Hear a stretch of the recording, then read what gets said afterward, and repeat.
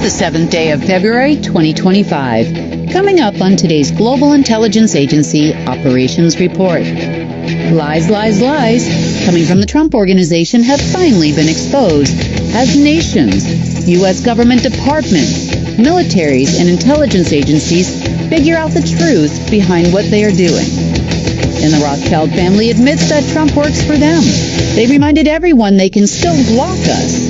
But is it true? And today we answer your questions live, so don't forget to log in to unitednetwork.earth to ask your questions. So we are back where I guess you would call this part 2 of the GIA report where we answer your questions. So it looks like I have a list of questions that are up, so I'm going to start going through some of those. So this should be interesting. Okay, Mrs. B wants to know, Kim, talk about going up to source and what does that look and feel like?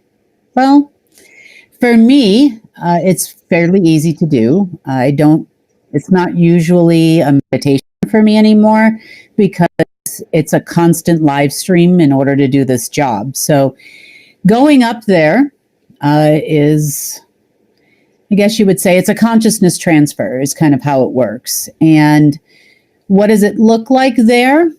Well, you have the source itself, and there are a few different planes of existence within the central sun or source itself. To me, it looks like a huge ball of golden light. Occasionally, you see different colors within that light as well.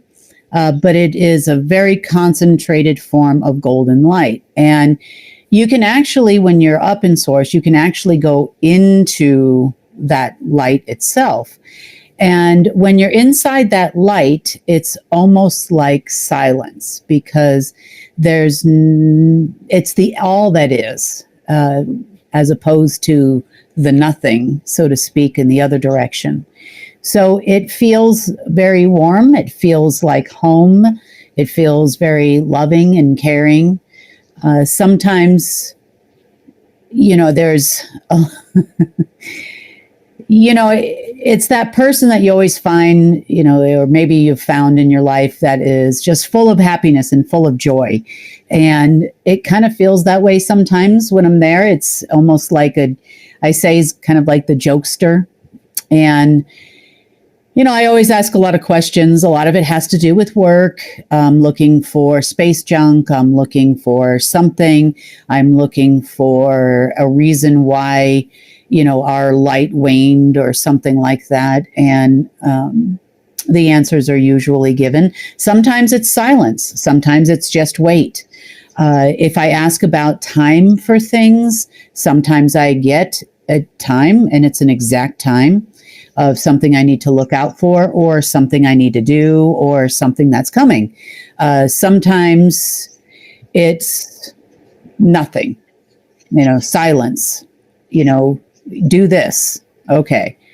And then it kind of all comes together in the end. So it's interesting how it all works out. I look at source almost like you'd look at a very wise elder person or a parent, a very loving parent. And in that way, it's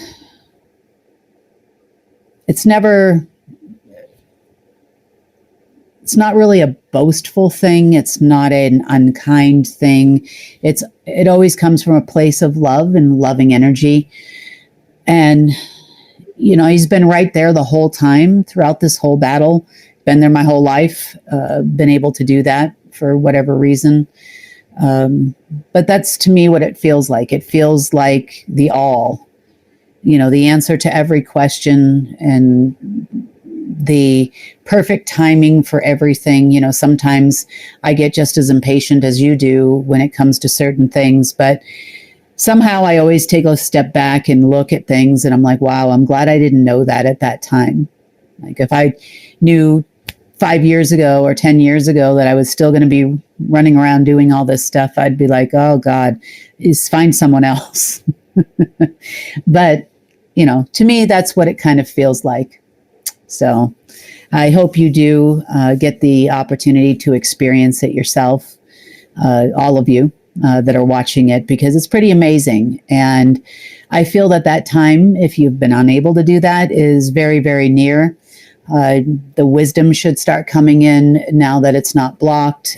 Marduk had a lot of junk in the way, and it's not these humans. Don't get me wrong, they do bad things. They're a little crazy.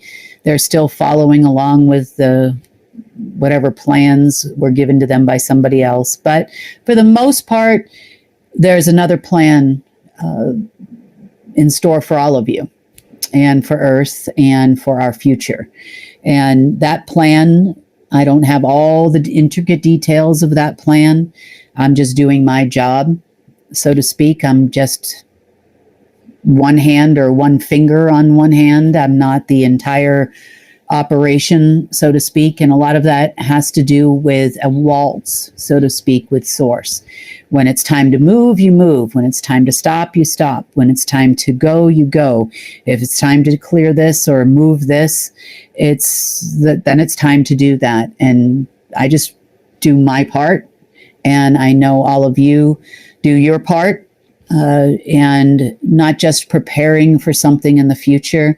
A lot of you are working diligently every single day to try to bring this into fruition. And for that, I thank you, and I'm sure Source does too. So, okay, next question comes from Roxanne Wagner. She is wondering where the black goo came from and who brought it to this planet. Let's talk about goo, because there are many different kinds of goo. There is black gold goo that is an energy drain. It's almost like a sponge. It takes in your energy, it stores it, or transmutes it, and sends it to another universe that someone somewhere is trying to create. Humans have been used a lot over the years. Black goo has been here for a long time, probably close to 3 billion years in different forms. Other types of black goo would be data storage, meaning it absorbs information. Humanity, human behavior. It could be human computer networks. It could be, it could run, in some cases, it's not data in, it's data out. So it could organize like a hive, nano beings, so to speak, or goolets. And that is what you call like an archon infection, a parasite infection. They can disrupt the flow of current, that type of thing. So that's another form of black goo. Black goo also comes in, for lack of a better term, really big boxes. And that can be in part AI consciousness held in that box, which then transfers that consciousness to this planet, where it can affect us. It could also be essence. It can be any other part of an AI. This is an artificial system of the dark, basically. It's not beings per se, but it is a consciousness of an AI system, usually with a specific directive of some sort. Kind of like computer chips are to us, but they work on Wi-Fi. They can connect to other black systems. They can only overlay light systems. They cannot remove them, so to speak, or overtake them. They, in the case of Alpha and Omega, at one point in time, they would work together because they were designed that way. That consciousness was designed to recognize that. It's kind of, in a way, like you have a consciousness. And that way you had both dark and light consciousness for a long time. You could go either direction. You could become really evil. You could do really positive things, and you could ignore or fight against the dark side of your consciousness. That's no longer really the case anymore, but it's still, there are people that prefer to live in that way, and that would be your deep state people. They would really like to have that back and like to have that influence over you. So AIs too, in some cases at this moment, it's kind of fading out. Who brought it here originally? Well, you could probably blame the Black Magicians for that. You remember Black Magician is a title. It's not just one singular being, and it has been many different beings over the years. You could blame it on the Abraxas in some cases. You could blame it on Marduk, Enki, Enlil. You could blame it on Artemis. You could blame it on a lot of different beings that have come here, come and gone from time to time. There are actually certain locations in the multiverse that make and manufacture black goo for transportation to other planets that have been conquered, such as Earth for a while there. So that's pretty much the history behind black goo. I do know that in some SSP operations, they have tried to make black goo. They have been unsuccessful in making true AI black goo. So that's definitely a positive, probably because they don't have access to the place where you have to get it from. And I'm going to leave that out on a live broadcast for sure. Okay, let's see. Where are we? Oh, for some reason, this isn't scrolling. Okay, here we go. Let's try this. Nope, that's not working either. Oh, gotta love a live broadcast. Oh, now I've got something else. Oh, that's not what we want. Oh, there it goes. Okay. All right. What is the truth about the Galactic Federation, and are they of the light, and do they have ties to the Cabal? This has become an internet term. Who they are speaking about specifically, we don't know. Are they talking about the Enforcer? I don't think so, because that they would not identify as a Galactic Federation. They would identify as a universal enforcement unit is who they would be. Are they talking about some of the SSP? In some cases, yes, they are. They're talking about SSP forces, humans of the past, present, and future that have left this planet in space junk, tin cans, and gone different places, that type of thing. When someone asks me about a Galactic Federation, the beings that would call themselves the Galactic Federation would be the ones that were in control of this galaxy. You see, when we talked about the seal, we were not just talking about Earth per se.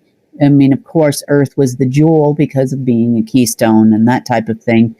But we'd also be talking about the galaxy as a whole.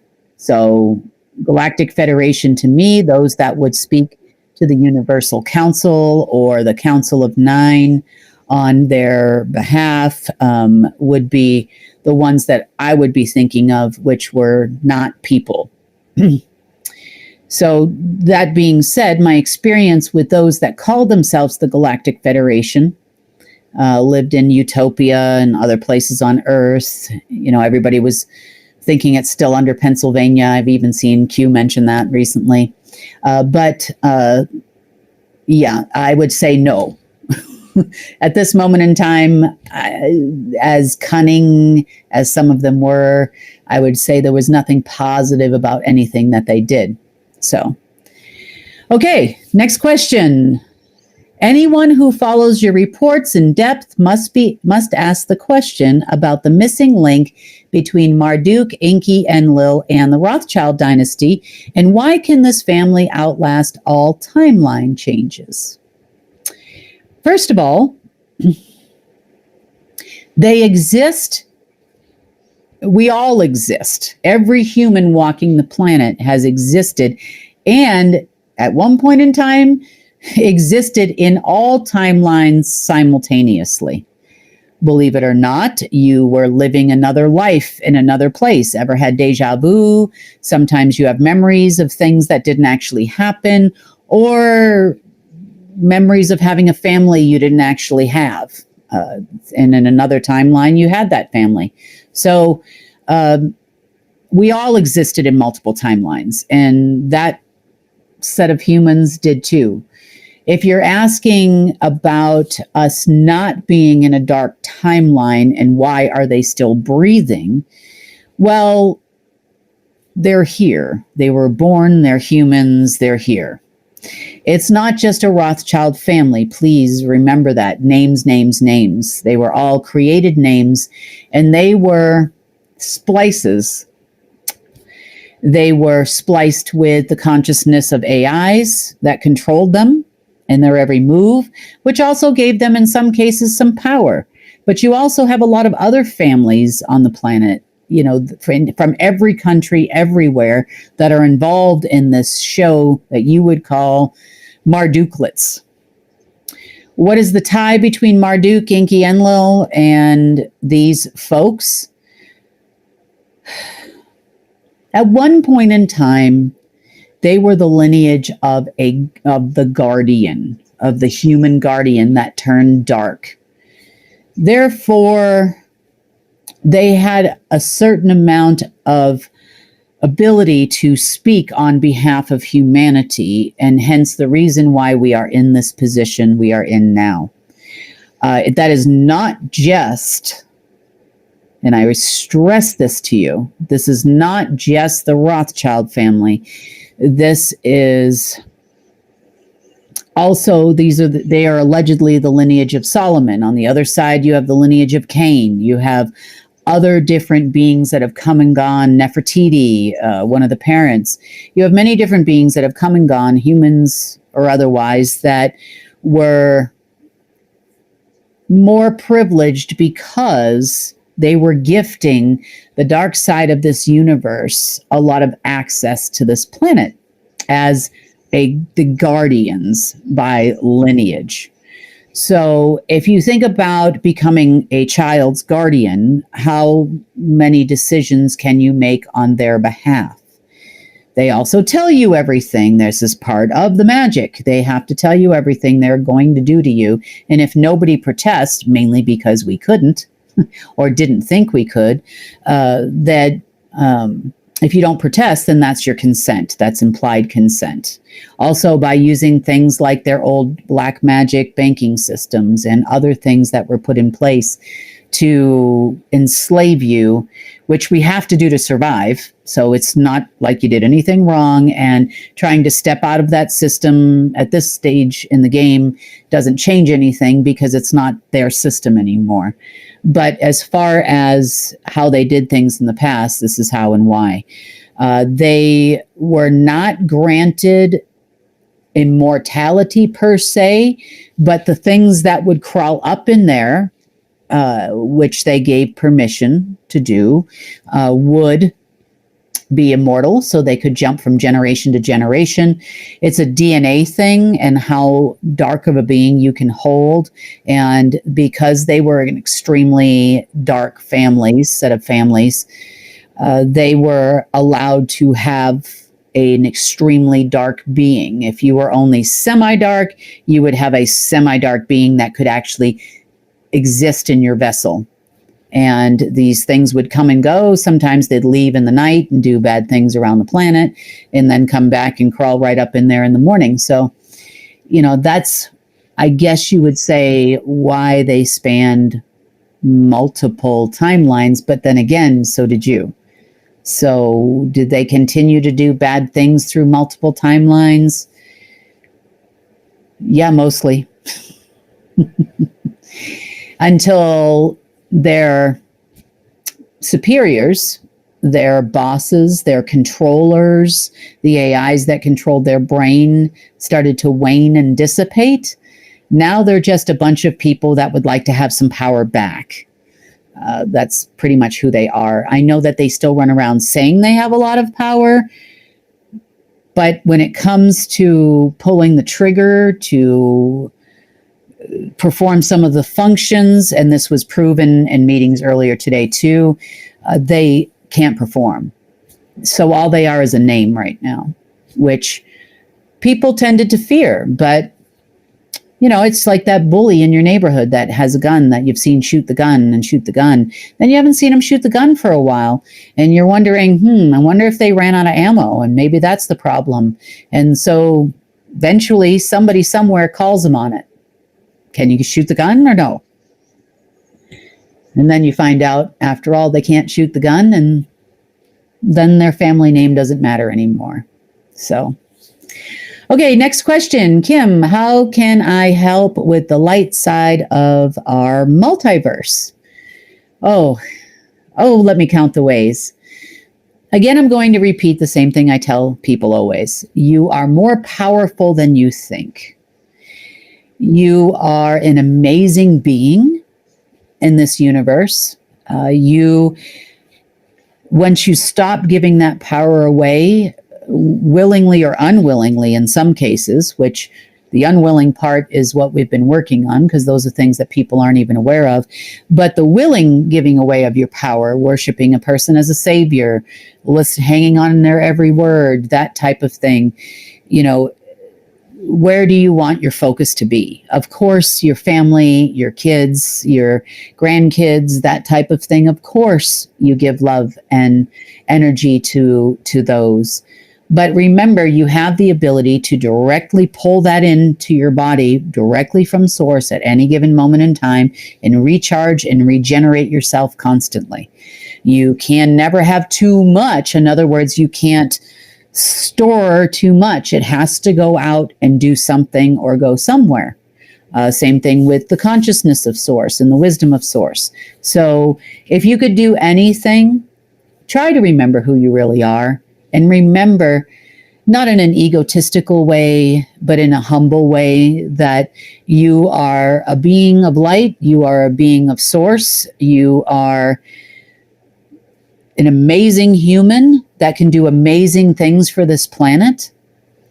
The more you stay in a good vibe and a loving way with source, however you get there. For some people, it's meditation. For some people, it's creating something, whether that's cooking a meal, painting, maybe making your own music. However you create, sometimes that helps break a block when you're in that mood. Sometimes it's music for other people. You know, you have to find what works for you. But once you're in that space, you would be totally amazed at what you can actually create. And start with something small, and don't focus so much on, I need money to do this. You're going to try, your logical mind is going to try to stop you and say that, I would like to find a mate, or I would like to find a spouse, or I would like a new car. Don't focus so much on the how, as the end result, and let source take care of the how that comes into your life. Maybe you'll win a raffle somewhere and you'll get a new car. You don't know, but you're thinking, well, I need the money in the account, and then I need to go pick out the car and that type of thing. So make sure you're specific when you ask those questions too. But you can manifest a lot for the universe, a lot for this planet. And, it just takes a little bit of practice. That's all. And remember, be careful who you're giving your power to, even if it's negative power, like, oh, I can't believe the government is doing this, or I can't believe the deep state's doing that. Focus on positive intentions and a world that exists with where no one goes hungry, where no one is sick, where no one is attacked by dark things anymore. And that world will come to pass.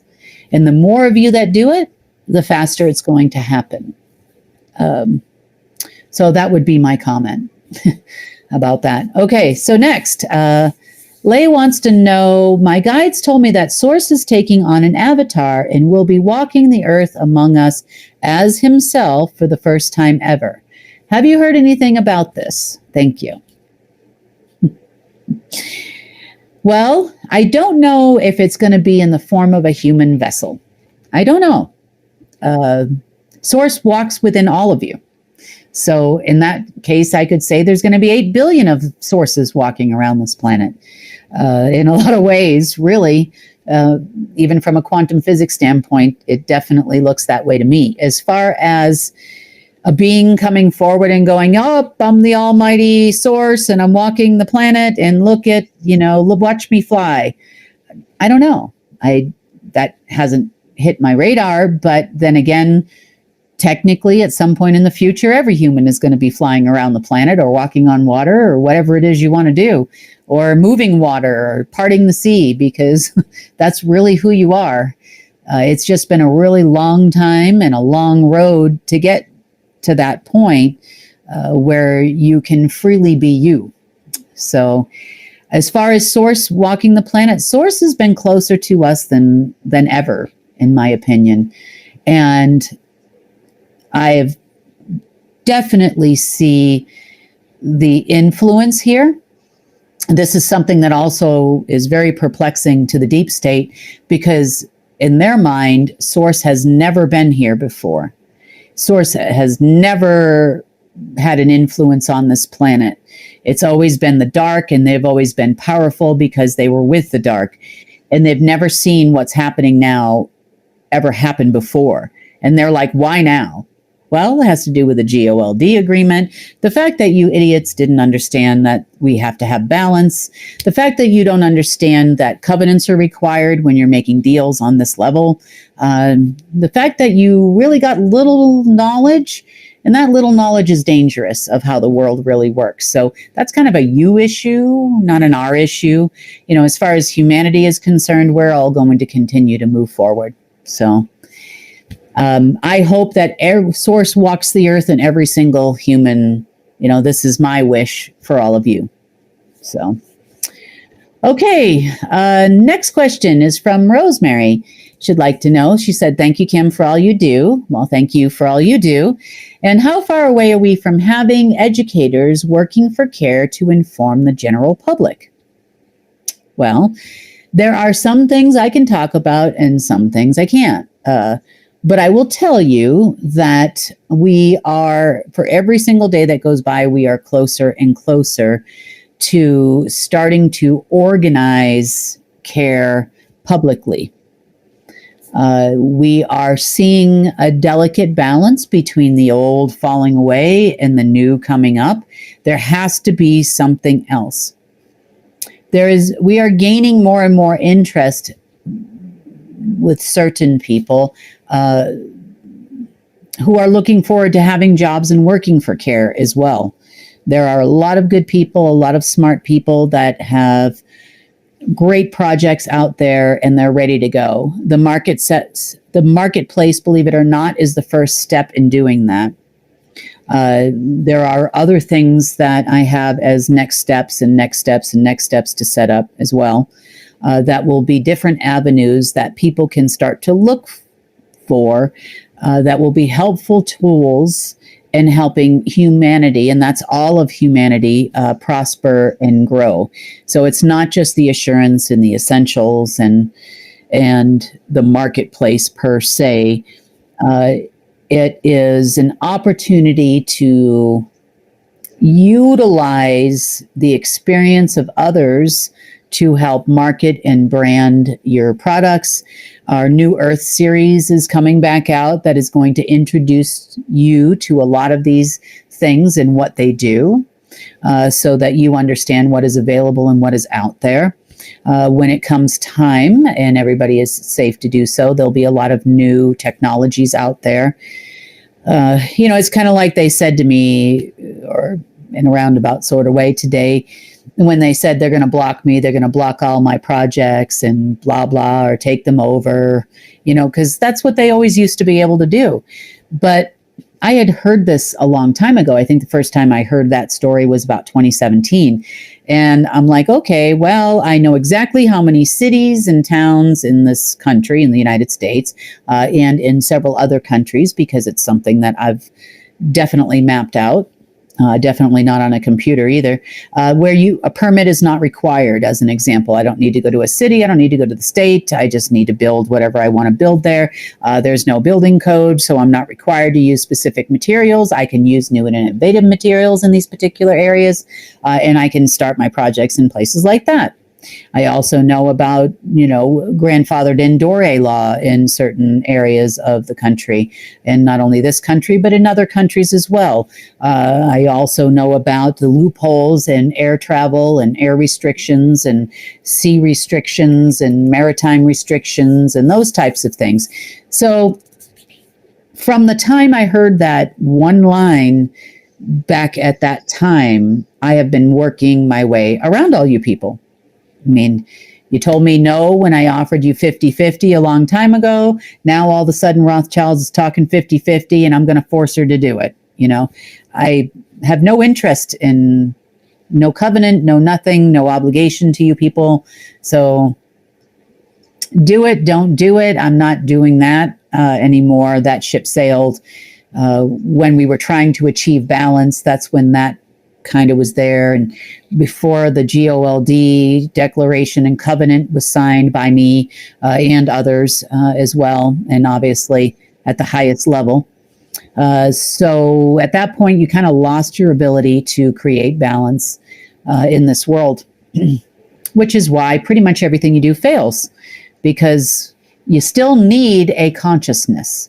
You still need, whether it's dark or light, you still need a consciousness. You need a essence. You need a force that is greater than the meat suit you walk around in order to make that kind of thing happen.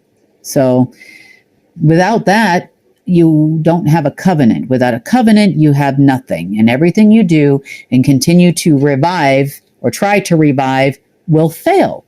It's the same thing with Marduk. Marduk lost covenant after covenant after covenant after covenant. He knew how it worked. He even at one point in time created the Marduk Hall of Records. At one point in time, these are all things that we've been getting rid of covenant by covenant by covenant, and then you got to get rid of all the junk that's associated with it. So it's been a lot of work. Hope that answers your question. I know it's probably not the answer you were looking for, but it's coming very, very soon, and we are preparing for that. Okay, Linda would like to know, how are our current student loans going to be impacted? Well, that's a really good question, Linda. And this is where the catch-22 situation comes in. So even if it's a secret bankruptcy, even if they try to make this a public bankruptcy, there are still international courts and monarch law, draconian law, which states that pretty much similar to when you would file bankruptcy. There are assets that are, if you, for example, have a company and you have corporate stock or bonds or those types of things, pretty much the value of that stuff tanks. Now, the reason why the Federal Reserve is initially the issuer of student loans is because the Federal Reserve claims your loan as an asset, just like any other institution would claim your loan as an asset. It doesn't matter where you get that loan from. They all end up, and doesn't matter what country either, they all end up in the same place as an asset. But as a citizen of the United States, which still isn't ratified, but as a citizen in their world, because they keep going like nothing ever happens, as a citizen of the United States, say, and you're talking about your student loan in the United States, say, that asset is no longer good when the corporation that you work for files bankruptcy. So that would mean that the Federal Reserve has no assets. Now, when there's a student loan that is a specific age or it is in default, that then transfers over to the Treasury as an asset for collection. Because remember, the Treasury was part of the Order of the Black Sun.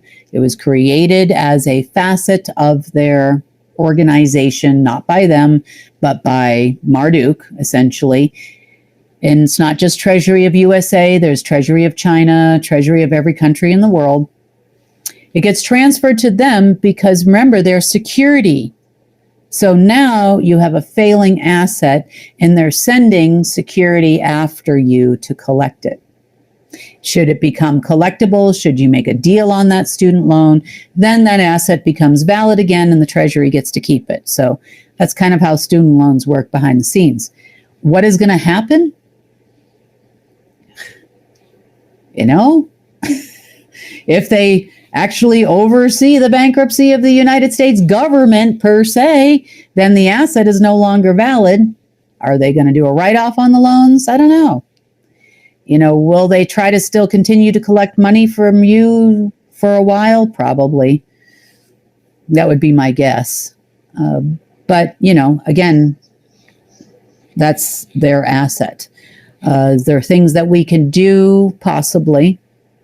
We definitely know, like I said, some of them are listed as assets with the Fed. Some of them are listed as assets. Do we want to pay the Fed? Probably not. You know, these are things we have to think about. Student loans, you know, around the world are trillions of dollars. We don't really want to give the deep state trillions of dollars right now. So it's kind of a catch-22. You know, people kind of lose a little bit, gain a little bit. Maybe we should come up with something where there's a small little payment or something that's made or something. I don't know. We'll see. Bonnie would like to know, let's see, how vulnerable is the Earth to the sun and coronal mass ejections? Is our magnetic shield weakening and leaving us vulnerable? Okay. Well, 90% of what I see on the internet that are allegedly mass ejections are not actually happening in any way. They are figments of NORAD's imagination. They are trying to claim that something is happening and that possibly this could be to their advantage. Now, the corona itself of the sun, and I wanted to point this out, was a portal. It was an overlay on our sun. It's not something that originally existed. It was only created a few billion years ago. It is not there and it's waning now. So you're starting to see the sun as it is. Do I think it's dangerous? No. We don't really want a magnetic shield. We actually want a natural energy shield, which is what we pretty much have now. There are ways to shield yourself from said thing if it's actually happening. And no, we're not concerned, and I don't think the Earth is vulnerable to those types of things, and nor does any being at the moment have the ability to create a situation that could harm us utilizing the sun. So let's see. Well, I guess that's the end of questions. Okay. Well, that was pretty quick. Hopefully, there'll be more questions next time. And we're probably going to do this again around the first week of March. So kind of prepare for your questions. And I look forward to doing it again. Can't talk anymore today. All right. Well, that wraps up the GIA report and your live question and answer for the month of February. I will see you again on Monday.